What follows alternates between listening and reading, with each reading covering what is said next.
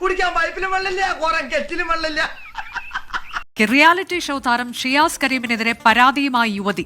അങ്ങനെ വരാൻ വഴിയില്ലല്ലോ, പക്ഷെ അങ്ങനെ വന്നല്ലോ. പ്രണയം നടിച്ച് 65 ലക്ഷം രൂപ തട്ടിയെടുത്തുവെന്നാണ് പരാതി. ഞാനിത് വിശ്വസിക്കാം. അങ്ങനൊന്നും ഇല്ല, അങ്ങനൊന്നും ഉണ്ടാവാൻ പാടില്ല. പറയട്ടെ. പണം തിരികെ ആവശ്യപ്പെട്ടപ്പോൾ നഗ്നദൃശ്യങ്ങൾ പുറത്തുവിടുമെന്ന് ഭീഷണിപ്പെടുത്തിയതായും പരാതിയിൽ ചൂണ്ടിക്കാട്ടുന്നു.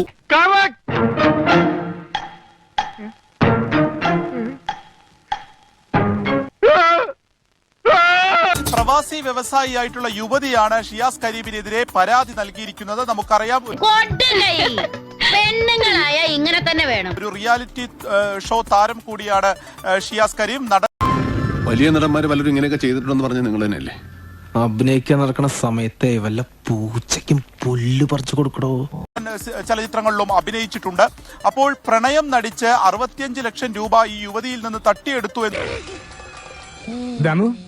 എന്ത് പറ്റിയടാ? ചായ നെറുകന്തലേ കയറി ബ്ലോക്ക് ആയതാ എന്നുള്ളതാണ് ഈ കേസിന് ആസ്പദമായിട്ടുള്ള സംഭവം. അതായത് ഷിയാസ് കരീമിന്റെ പേരിലുള്ള ജിമ്മിന്റെ നവീകരണത്തിനായി എന്ന് പറഞ്ഞാണ് ഈ പണം കൈപ്പറ്റുന്നത്. നീ ഒപ്പിട്ട് കൈപ്പറ്റിക്കോ. ഞാൻ കൈപ്പറ്റി, നീ കൈപ്പറ്റി. എന്ത് പാഴ്സലാടാ?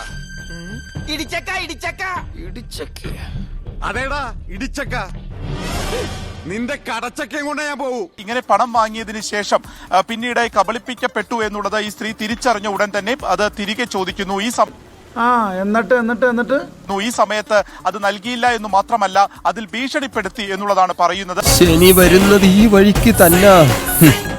ശനി കൊണ്ടേ പോവും. ആര് കൊള്ളും? ഞാൻ തന്നെ കൊള്ളും.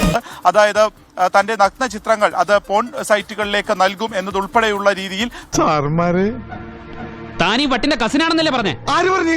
എപ്പ പറഞ്ഞു? ഞാൻ പറഞ്ഞിട്ടില്ല. അപ്പൊ ഭാര്യയാണെന്ന് പറഞ്ഞതോ? കസിനും കൂടിയല്ല, പിന്നെ എങ്ങനെയാണ് ഭാര്യയാണത്? എനിക്കറിയാൻ പാടില്ല. ഞാൻ വരുന്ന വഴിക്കേണ്ടതാണ്. ഞാൻ പോണ്. ഇത് നിങ്ങളുടെ പ്രശ്നമാണ്. പോകാൻ വരട്ടെ. ഭീഷണിപ്പെടുത്തി എന്നുള്ളതും ഇപ്പോൾ പാലാരിവട്ടം പോലീസിൽ നൽകിയിരിക്കുന്ന പരാതിയിൽ പറയുന്നുണ്ട്. അത് ഇനിയിപ്പോ ചേട്ടന്റെ കാര്യം പോക്കാ. മാത്രമല്ല, ഈ പണം നൽകിയതിന്റെ ബാങ്ക് സ്റ്റേറ്റ്മെന്റും ഇവർ തമ്മിൽ ഇൻസ്റ്റാഗ്രാമിൽ സംസാരിച്ചതിന്റെ ചാറ്റുകൾ ഉൾപ്പെടെയുള്ള തെളിവുകളും പോലീസിന് കൈമാറിയിട്ടുണ്ട്.